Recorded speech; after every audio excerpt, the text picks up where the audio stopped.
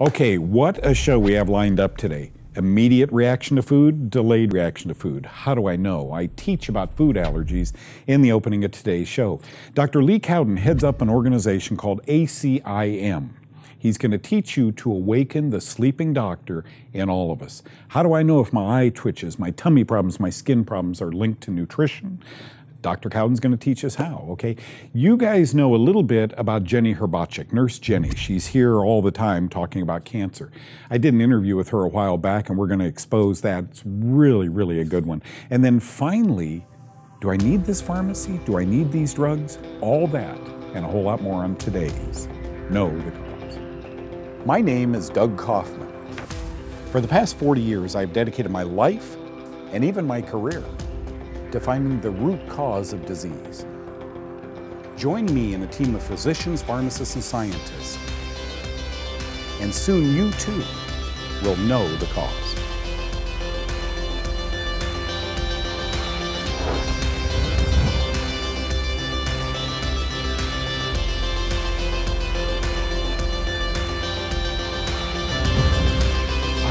Years have gone by so quickly. It was 1972. I got back from Vietnam, spent my final year in the Navy at the Naval Training Center in San Diego. And then I got out and I went looking for a job, and we were kind of in demand. I mean, we were kind of pseudo nurses. You know, we were trained corpsmen. We had been through emergency medicine training and so forth. And I took a job with an ear, nose, and throat doctor in Los Angeles, a man who mentored me and was one of the greatest doctors you can ever imagine. He was an ear, nose, throat guy. His name was Howard Gottschalk. It was right near the LA airport. After working with Howard a few years, he sent me to the Washington University School of Medicine to learn about food allergy. We were doing skin tests for regular inhalant allergy. But I got to tell you folks, so many of our patients would come back and say, you know, I don't know if beer has anything to do with this, because when I drink beer or have a glass of wine or two, I feel miserable the next day. And then you give me a shot and it doesn't seem to get better for a few days. So we began wondering, wait a minute, we're charging a lot of money for an allergy workup to respiratory things, you know, dust, danders, molds, and so forth. And I wonder how much of a role food plays. Well, we didn't know how to do food allergy testing, and even allergists themselves said, you know, food allergy testing with skin tests, not really reliable at all. By the way, the gold standard is to have a patient in the allergist's office eating a peanut, but that could provoke anaphylaxis. I mean, they could die by doing that, and you want your EpiPen and all that life-saving stuff with you, but that's not a good way to test if you can provoke a death reaction. So through the years, it's varied widely.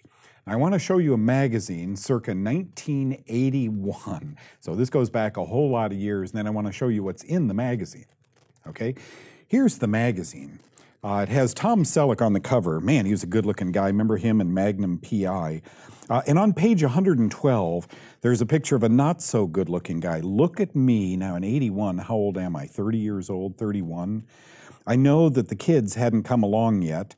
And this was a time when I was working with Howard Gottschalk. Tom Link wrote this article. Now, no meat, fish, vegetables, dairy products, a new, simpler road to uncovering nasty food allergies.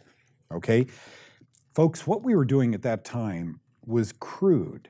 And I'll tell you who are technically oriented, the nurses, doctors watching right now, it was a neutrophil degranulation test that determined anti-antibodies made to certain foods. So we would test beef and corn and wheat and fungus. By the way, bakers and brewers' yeast seem to always universally react to people's blood. So this wasn't a scratch test where they might have an allergic reaction. This was taking a tube of blood. He sent me off to the Washington University School of Medicine. And there I met Miriam and William T.K. Bryan, and I became the first person to bring this test from Missouri back to California. And we set up the lab. Dr. Gottschalk spent a lot of money. We hired another lab tech, and he and I would do all of these lab tests. Soon it became apparent that if we did the whole workup, the respiratory and the blood test, it was expensive at that time, maybe $300-400, we'd have a better picture of what that person was allergic to. So here comes a headline from the American Academy of Allergy, Asthma, and Immunology. Moms and dads of kids with food allergies think they're allergic too. Go figure. And I'll never forget this. This is the funniest thing. Once I got into this field, 1972, 73, 74, a guy by the name of Hamburger, Robert Hamburger or something, he was an allergist out of the University of California, San Diego, I believe. The headline in the Los Angeles Times, "Food allergy actually very rare, science finds." Really? Of course, he was wrong, folks, but for some reason that made headlines. I was finding people left and right had food allergies. Okay, I'm going to advance this in the interest of time. The year 1980 was a pivotal year for me. A doctor sent me, and we didn't have Google searches or computers back then, a doctor sent me a research paper that said, and I'll quote, "antigenically intact food macromolecules exiting the gut lumen." Wait a minute. Tiny bits of corn and eggs and milk were exiting the gut lumen, the intestines. Once they get out, they're readily accepted in the bloodstream and they make antibodies. What were we measuring? We were measuring foods people were eating. Now, what drilled the holes in the intestines?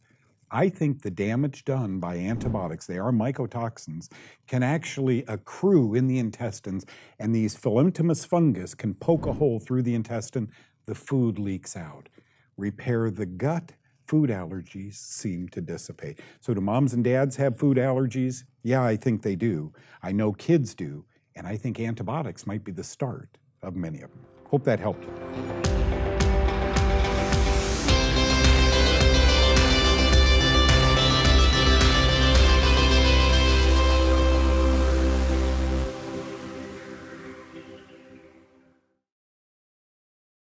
I am so excited. Coming up on November 3rd and 4th, you and I get to meet in Orlando, Florida, the Academy of Comprehensive Integrative Medicine, ACIM. Dr. Lee Cowden heads it, cardiologist. He is here with us right now.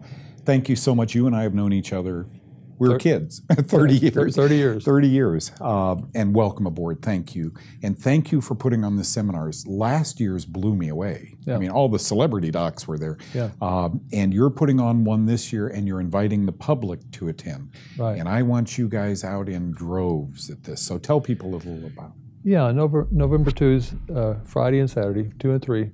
And we're going to have some of the most amazing integrative medicine practitioners from all over the world, actually. You know, we have speakers from Puerto Rico and from Nova Scotia and from Austria and so on, but a lot of practitioners from the United States.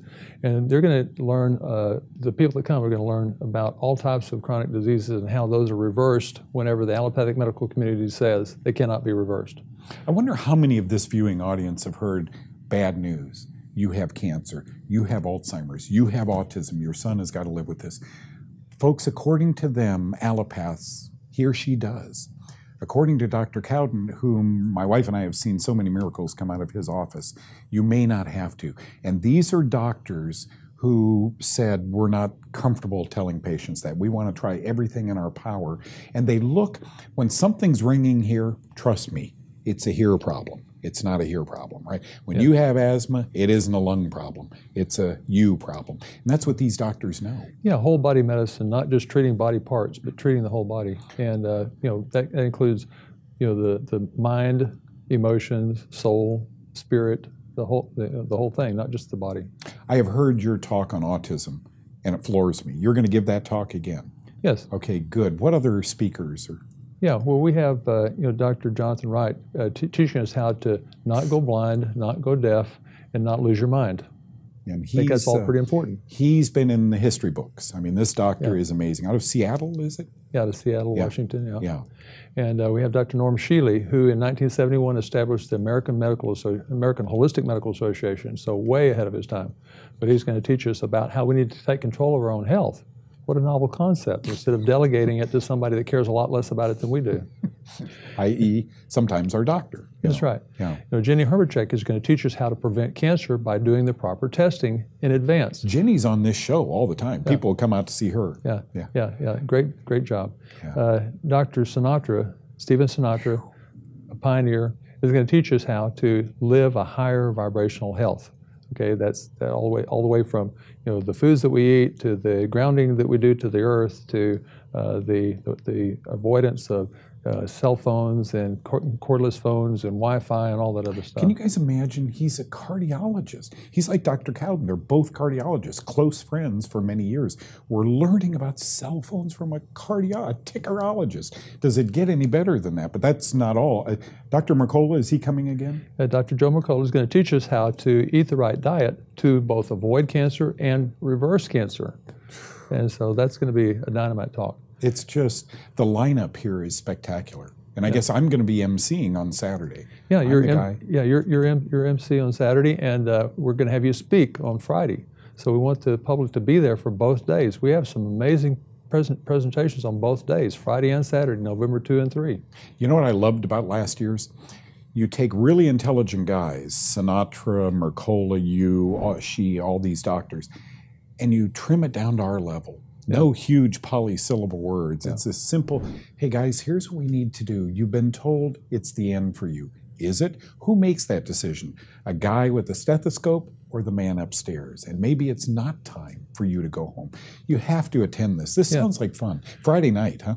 Yeah. Friday night we're going to have an awards banquet. Going to be an amazing event. We'll have live entertainment. We're going to have a variety of different categories of awards. You know, Pioneer Award, Game Changer Award, and so on. We have some surprises for that event. So people are not going to want to miss that because they're going to be blown away by our surprises.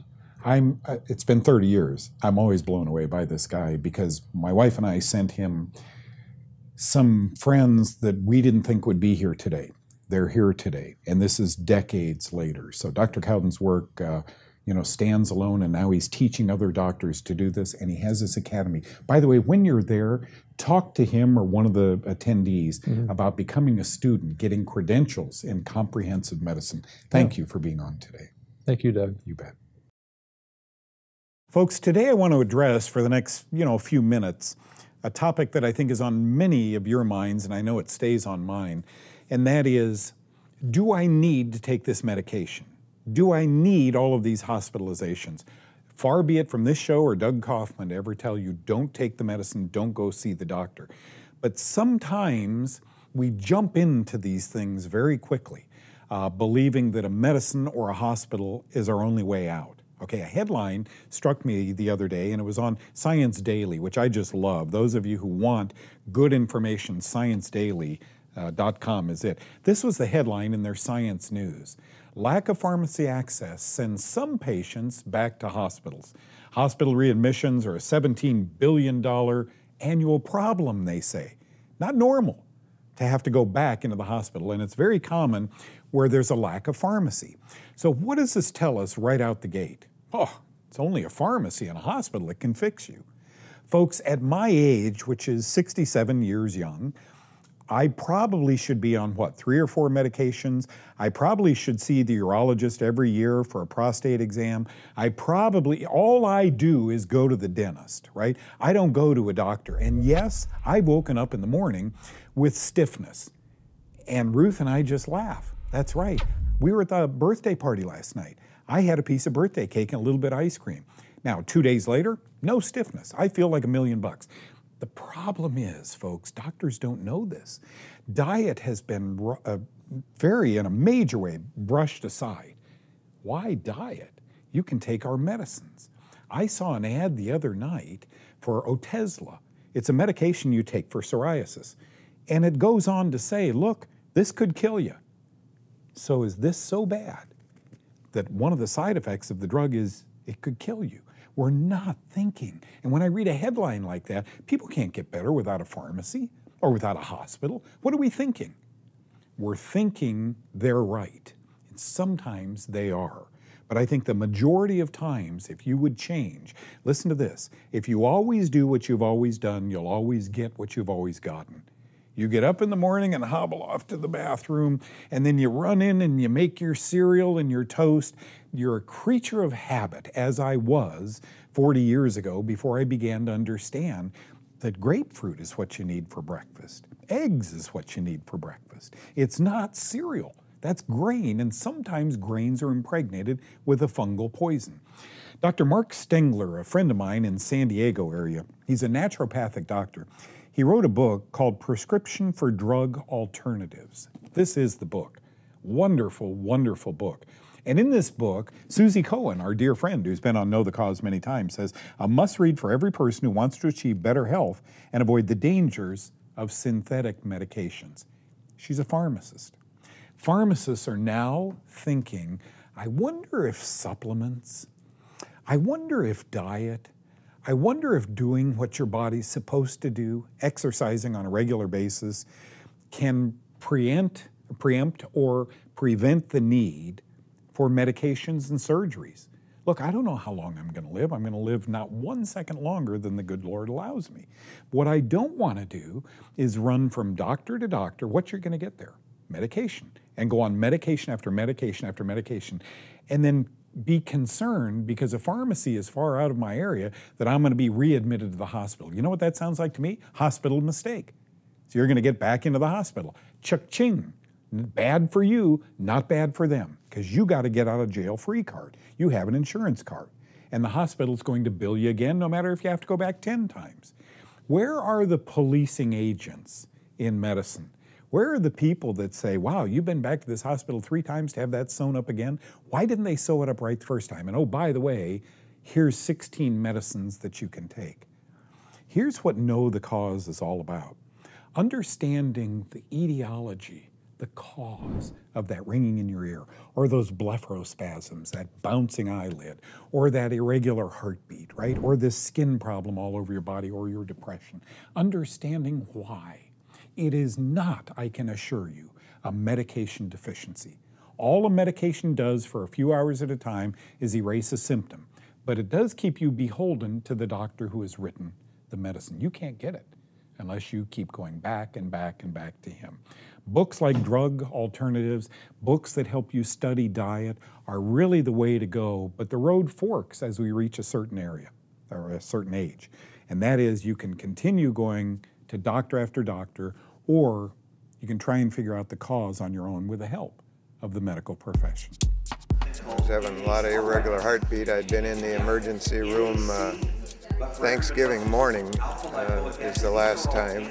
Through pursuing natural things, Dr. Dieterle is my physician, and he referred me to Dawn, said I should see her, and she got me started on the diet here about a month and a half ago. And I was also having some problems with ulcerative colitis, and I've been off my medication for that now for about a month. I don't think I've goofed up on the diet yet. I'm pretty strict with it. Pretty easy to try, and it doesn't have the side effects of drugs. I've been down some of the roads with drugs in the past, and it's hard to put my finger on it, but I always just figured that there was some way of fixing this without, you know, drugs or surgery, and it sure, well, my blood pressure, I have to attribute that to the diet too. 2 weeks ago it was 104/60. And last week it was 110/70, and I'd been running usually in the mid to upper 140s over 85 to 90.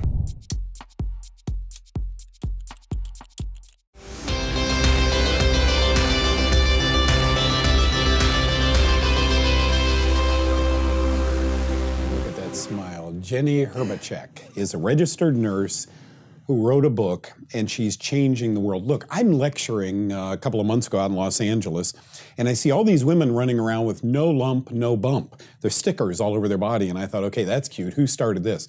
Who would start it than the person you're looking at right now? Nurse Jenny, I'm going to call her. Yes. The book is called Cancer Free, Are You Sure? Folks, this book tends to be a life changer for people, and here's why.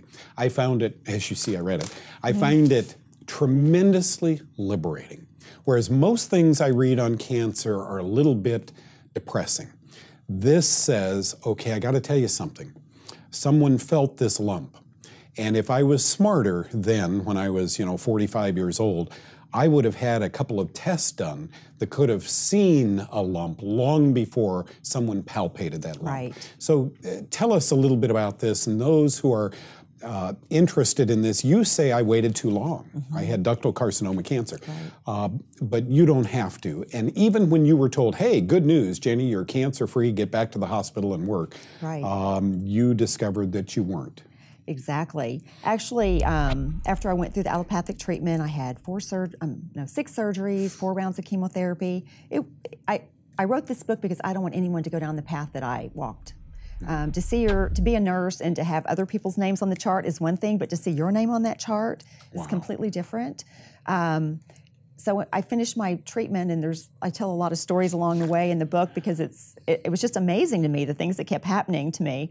But I went to a breast cancer support group, and it was the first meeting of this group, and so there were a huge turnout that night. I want to say close to 50 ladies showed up.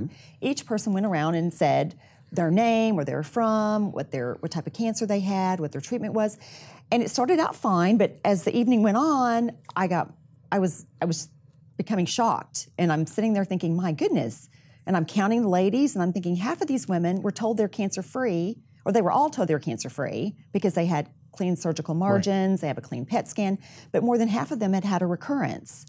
And Doug, I literally sat there in that meeting and I looked on my back and I thought, do I have a target on my back or what? And I pictured this big red and white target. And my book has the red and white color.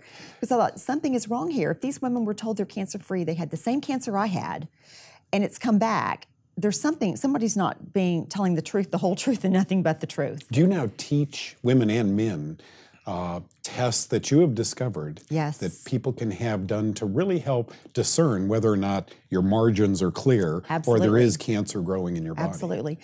For instance, there's a test called Oncoblot, and that test tests for the ENOX2 protein. It's a little protein that's put up by cancer cells, only by cancer cells. And if you have about 2 million cancer cells, which sounds like a lot, but it's like the size of a pin drop. If I put a little dot of ink on my finger, that's how many 2 million cells is. If you have about that many cells, they will pick up the ENOX2 protein if you have cancer. And even better than that, they can tell you positive or negative. They can tell you the site of origin based on the osmolarity point of that ENOX2 protein. So if you have one of the major 27 types of cancer, you're going to know positive. Oh my goodness, I've got a lung lesion going here, I've got colon lesion going here. And then you can run down to one of our big major cancer institutes and have a scan, and they probably won't find it. You have found it so early. That's what your book said, and that really impressed me, is amylase. You say simple tests that you can run out to your doctor's office and get that aren't interpreted the way, medically speaking, that we're able to interpret some of these tests. And you are really proactive now, making certain that your body is cancer-free after this scare. This was 2009 you were diagnosed. Are you convinced, sitting here today in the year 2015, 2016, that you don't have cancer? Well, actually, I'm leaving here today to go get my yearly check. I'm going to get a circulating tumor cell test, which is a different test than the Oncoblot test. The Oncoblot test, I would tell people, that's a great test if you never had cancer and you are one of the 1 in 2 men that live in this country, or one of the 2.5 women that live in this country, because those are the statistics for getting cancer. We can't hide from it anymore. And so we might as well find it early. And as you said, like, get on the phase 1 diet, and detox, and do some things to halt it. Thank you for your reference to me and my work in this book also. I mean, this is so exciting to finally shake your hand. Congratulations, folks. You'll end up in a doctor's office getting scanned or getting poked and prodded.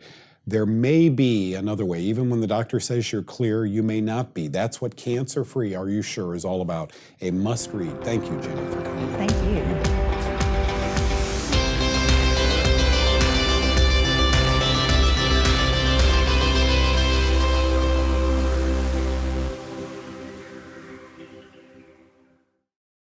And there is a show. That's a wrap, as they say. Isn't that interesting? Folks, I'm not here to tell you don't go to the pharmacy, don't take those drugs.